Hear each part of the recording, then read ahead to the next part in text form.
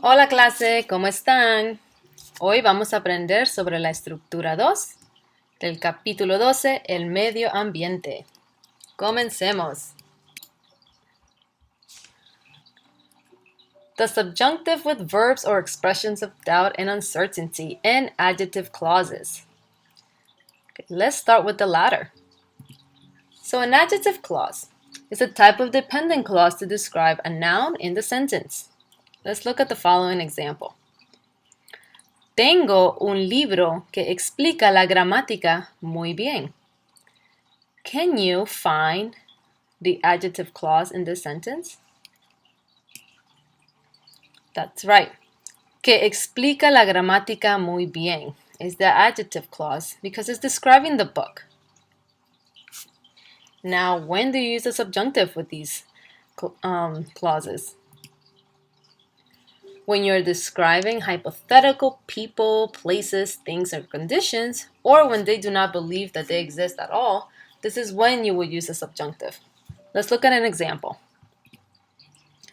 Busco un libro que explique el subjuntivo.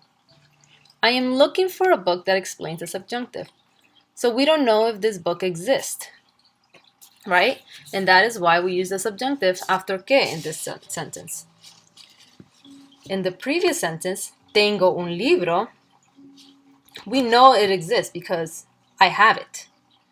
And that is why we use the indicative here. Que explica. Now, on this other sentence, we don't know where this book is. We don't know if it even exists. Let's look at another example.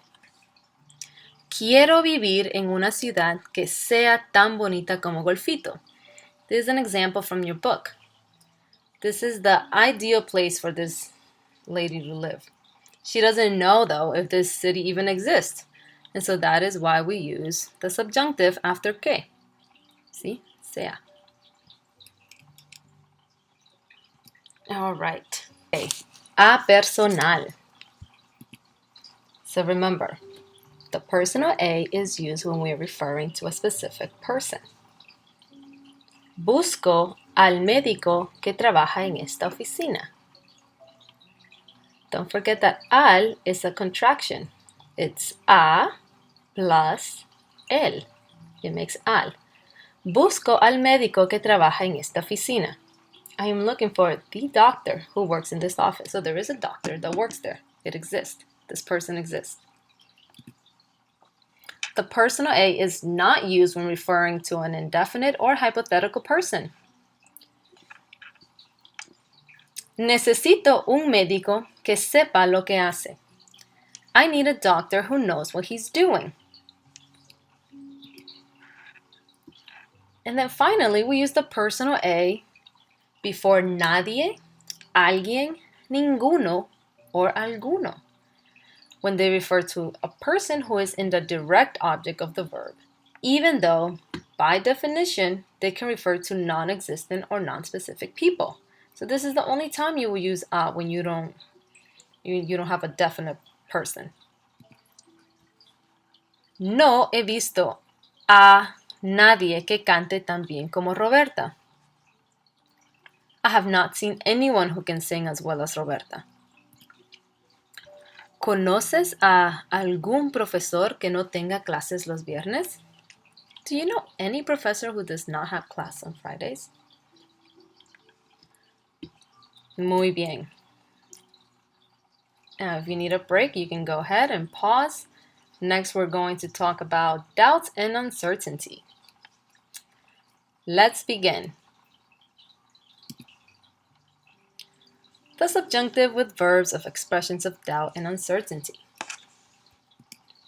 So you know we use the subjunctive mood whenever a speaker is talking about events he or she feels are not certain, not likely to actually occur, not true, or merely hypothetical or desired.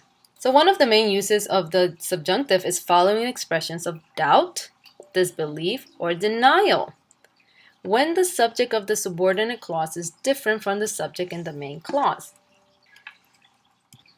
You can use the following verbs and expressions to communicate uncertainty. And remember, repite después de mí. Dudar. Es dudoso. No creer. No es cierto. No estar seguro de o no estar segura de. No pensar. Muy bien. And you will use these the same way that you will use the previous ones from Estructura 1. So, following verbs of emotion and personal expressions, and remember, ojalá, it's the same way. You will have your first expression or verb, like dudar or es dudoso, followed by que, and then the subjunctive. So something you have to keep in mind is negation. So for example, when you say dudo que, the subjunctive would follow, right? Because you're literally saying I doubt, right? Dudo que paguen la cuenta. I doubt that they'll pay the bill. But if you say no dudo que, and then you're certain that the statement which follows is true or likely to occur, then you would use the indicative and not the subjunctive. No dudo que la van a pagar. I have no doubt that they'll pay it. And in the translation, you can feel the different mood. And likewise with creer, right? For no creer, you use the subjunctive. But when you say creer or creo, you are expressing faith that the statement is true, and therefore you use the indicative. When you turn any of these into affirmative statements, then you would use the indicative.